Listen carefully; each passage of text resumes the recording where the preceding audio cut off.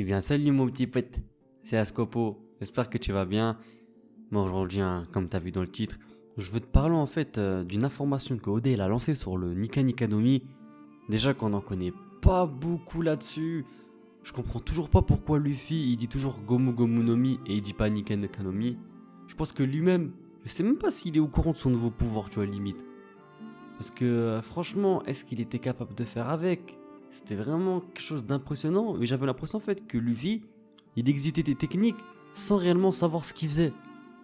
Donc je pense que pour devenir plus fort, il devra vraiment faire le point sur lui-même et concernant l'origine de son fruit. Peut-être que ça va aussi le déstabiliser de savoir que il a un Zwan, pas un Paramecia, et que finalement il a pas le fruit du caoutchouc. Donc je pense qu'il y aura une ellipse et qu'il va s'entraîner, ça c'est une certitude, hein. De toute façon, à chaque fois que voilà, Luffy il affronte un grand adversaire, soit il lui arrive d'avoir un éclat et il arrive à se transcender et à développer, tu vois, un nouveau pouvoir qui vient probablement de son potentiel latent, tu vois, parce que Luffy il a vraiment beaucoup de potentiel, ou sinon il sera à même de se prodiguer lui-même voilà, son propre entraînement, dans le sens où via son sa détermination ou via quelqu'un peut-être qu'il va rencontrer dans le futur, je pense qu'il va subir un entraînement parce que Luffy en fait c'est voilà, il est quand même terre à terre, il sait quand il est pas capable de réaliser des trucs. C'est vrai que il est un peu je vais pas vous mentir, hein, ce mec là il a peur de rien, tu vois, donc je vais pas dire que tu vas dire qu'il est terre à terre, ce serait un peu compliqué de ma part de dire ça, mais il se remet quand même en question, tu vois. Quand il a perdu contre Akainu, t'as vu, il a dit qu'il était faible, il avait reconnu qu'il était faible, donc il fallait qu'il s'entraîne. D'où l'ellipse, tu vois. Rayleigh il l'a entraîné pendant 1 an et demi, et les 6 derniers mois, c'est lui qui s'est entraîné, ce qui prouve qu'il est capable de, voilà, de trouver des techniques par lui-même, comme il a réussi à trouver pour le Gear Second et le Gear 3, tu vois. Et même le Gear 4, je crois que c'est lui qui a trouvé tout seul cette technique. Après, je suis pas sûr là, franchement, je sais pas, je me souviens plus. Je crois que c'était avec Rayleigh, mais de mémoire, je sais. Non, ouais, je crois que c'était avec Rayleigh qu'il a pris le Gear 4, mais je sais qu'il a perfectionné d'autres techniques en solo, même Rayleigh il était pas au courant. Il avait vu que Luffy il avait bien progressé depuis le 1 an et demi, donc en l'occurrence les 6 mois. Mais tout ça pour dire que voilà, quand il arrive à Wano, il se fait foirer par Kaido, donc il savait directement qu'il allait perdre ce combat. Et donc il s'est entraîné. Donc tout ça pour dire en gros que Oda il a lâché une information. Et en gros il a expliqué quoi? Il a expliqué que plus Luffy rigole, et plus il devient fort. Et franchement, quand j'ai appris ça, je me suis dit Oda c'est un vrai génie. Parce que même les plus réfractaires, hein, les gens voilà, qui kiffent pas One Piece entre guillemets, qui survolent le manga et qui le regardent comme ça, ils avaient kiffé déjà le power-up cartoonesque en fait, si on peut appeler ça comme ça, si je peux mettre un terme là-dessus. Ils ont trouvé ça intéressant en fait de rendre Luffy en mode cartoon, parce qu'en fait ce pouvoir-là, il colle vraiment bien à Luffy. Luffy c'est un grand gamin. Et j'ai vu beaucoup de tweets, en gros les gens, ils ont dit quoi? Ils ont dit ouais, Luffy il sera à son prime contre Pikachu, parce qu'il faisait que de rigoler de sa voix et tout. Et c'est vraiment un fruit, tu sais, qui est ridicule, parce que comment...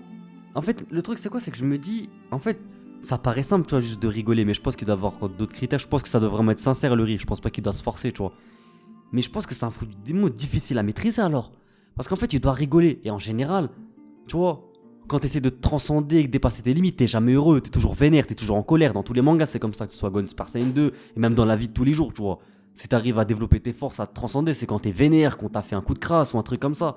Et là, le fait de rigoler pour devenir de plus en plus fort, ça va être compliqué. Parce que s'il y a quelqu'un qui tue un Mugiwara devant lui, Luffy va pas rigoler, tu vois. Après, c'est vrai qu'il y en a, ils rigolent de nerfs. Je sais pas si ça fonctionne. Si ça fonctionne, ça va, tu vois. Parce que c'est vrai, je sais pas si ça t'est déjà arrivé, mais des fois, t'es tellement énervé, ça te casse les couilles, tu rigoles. Tu rigoles pas parce que ça te fait rire, mais parce que limite, tu pètes les plombs. Genre, tu sais, tu rigoles, tu vois. Même quand t'es stressé, tu peux rigoler et tout. Donc je sais pas si ça pourrait être pris en compte. Mais moi je pense que c'est plus le rire en mode tu rigoles, parce que c'est un fruit du monde ridicule. Mais j'ai pensé à un truc qui pourra faire que Luffy va devenir beaucoup plus puissant. Mais avant de te parler de ça, concernant l'origine de sa puissance, c'est que voilà, s'il va atteindre la puissance maximale de ce fruit du démon, il doit simplement rigoler. Bon Luffy, je te cache pas, c'est un mec qui rigole pour rien, il aime bien rigoler. Mais comme je t'ai dit, c'est compliqué, parce que s'il va atteindre le potentiel maximum de cette puissance, il devra rigoler même dans les circonstances les plus tragiques, tu vois. Et c'est dans les moments les plus tragiques qu'il aura besoin justement du plein potentiel de ce fruit du démon. Donc c'est limite contradictoire. C'est vraiment paradoxal. Donc ça va être vraiment compliqué en fait pour lui d'utiliser 100% de son pouvoir quand il en a réellement besoin. C'est-à-dire que son fruit du démon, il pourrait utiliser à 100% quand il va rigoler avec Usopp et Chopper.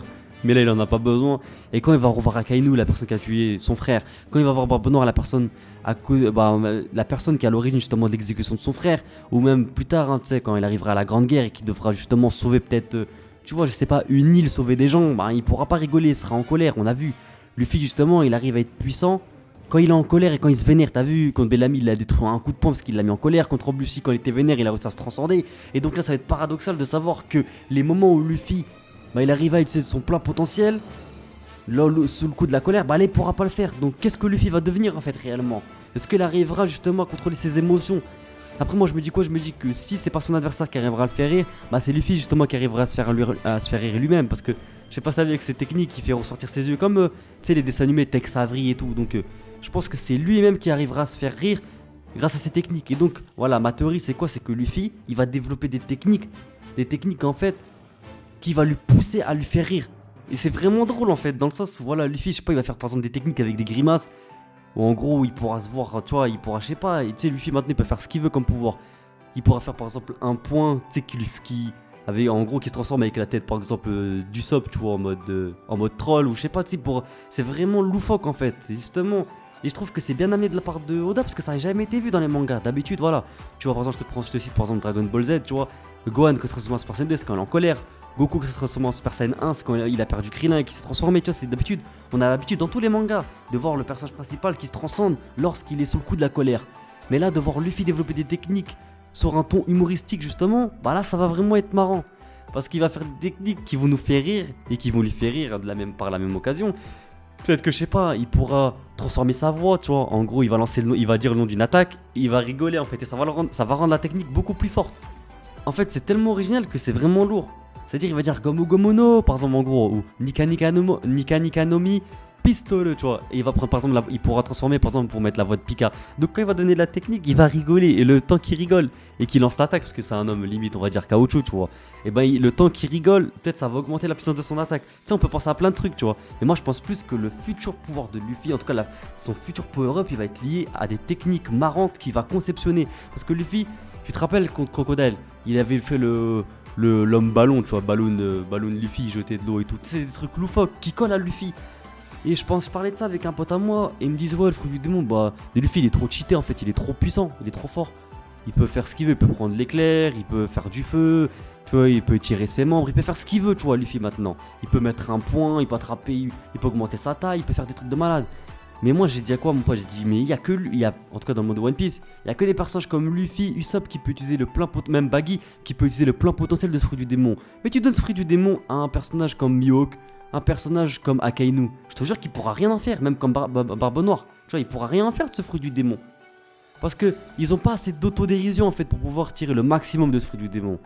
C'est pour ça que ce fruit, il est mis dans les mains les plus dangereuses du monde. Luffy, le mec qui invente des techniques toujours marrantes. Tu sais, quand il faisait la technique OVNI à l'époque, la Punk Hazard, même Zoro, il a dit vas-y, concentre-toi maintenant, c'est bon. Faut arrêter de faire le, tu sais, entre guillemets, le débile. Et ben non, en fait. Justement, plus il va faire le débile, plus il va rigoler de lui-même. Et plus, justement, il va devenir puissant. Et je trouve ça vraiment intéressant que Luffy, ben, il va se concentrer, en fait. C'est limite, plus il devient humoriste, en fait, il va devenir un grand humoriste, en fait, Luffy. Plus il inventera des techniques marrantes et plus justement ça va lui permettre de devenir plus fort. Alors s'il affronte un personnage avec une tête marrante ou une voix marrante, franchement j'ai de la peine pour lui parce que Luffy va le détruire. Je te dis la vérité, il va le détruire. Peut-être qu'avec son fruit de démon il est capable aussi, on sait pas, hein, de modifier l'attrait physique de son adversaire, ce qui le poussera justement à pousser Luffy à le faire rire. Tu vois, peut-être s'il voit un personnage qui a un visage plutôt terne et plutôt voilà, sérieux, s'il arrive grâce à son pouvoir à transformer son visage, on sait pas parce qu'il a le pouvoir de tout faire, limite Luffy. Bah c'est pour justement lui permettre de devenir plus fort. Après tu vas me dire ouais mais c'est impossible ça. Ah non, pense à Sanji. Tu te rappelles ce qu'il a fait avec Duval? Il a pu modifier le corps, le visage de Duval pour le rendre en mode BG, tu vois. C'est comme aussi il y avait un membre du CP. Alors je crois que c'est le membre du CP7, tu vois, du CP7, et c'était justement la première fois qu'on a vu Sanji se battre justement avec des couteaux. Et tout ça pour dire que Sanji il est capable de modifier le visage, tu vois, de quelqu'un, de le rendre, tu vois, passant de moche à beau. Donc je me dis que c'est tout à fait possible que Luffy il rend le visage de quelqu'un plutôt terne et plutôt sérieux, qui transforme ce visage en visage marrant pour lui faire rire en fait. Et je trouve ça intéressant, ce serait assez original de trouver des techniques dans ce sens. En tout cas, moi, je pense que voilà, l'avenir de Luffy, eh ben, il sera là. C'est vraiment trouver des techniques qui vont le pousser à rigoler, peut-être à faire rire son adversaire, justement. Quand il verra la réaction de son adversaire, il va peut-être rire, on sait pas. Mais ça va être assez marrant et assez original en fait de voir un entraînement de ce style. En tout cas, ça va vraiment changer de tous les entraînements habituels que Luffy il a pu avoir auparavant. En tout cas, voilà frérot, c'est la fin de la vidéo. J'espère sincèrement qu'elle t'aura plu. Si c'est le cas, je compte vraiment sur toi pour t'abonner, c'est vraiment important. À activer la petite cloche de notification pour ne rien louper des prochaines sorties. À me suivre sur tous les réseaux sociaux. Et à aussi me faire un petit don si tu le peux, hein, bien sûr, de 1, 2 euros, voire ce que tu veux, pour me soutenir et pour ainsi m'aider à réaliser mon rêve et enfin vivre de cette chaîne. Ça fait 7 ans que je suis là-dessus. J'aimerais bien me focaliser sur cette chaîne, investir sur de nouveaux matériels, je sais pas comment on dit. Apprendre aussi le français, tu vois, prendre des cours de français grâce à l'argent. Non, mais pour parler sérieusement, si tu peux, n'hésite pas à me faire un petit don de 1 ou 2 euros. Ça me soutiendrait dans mon aventure YouTube. En tout cas, frérot, je te dis à très bientôt pour de prochaines vidéos. Jana!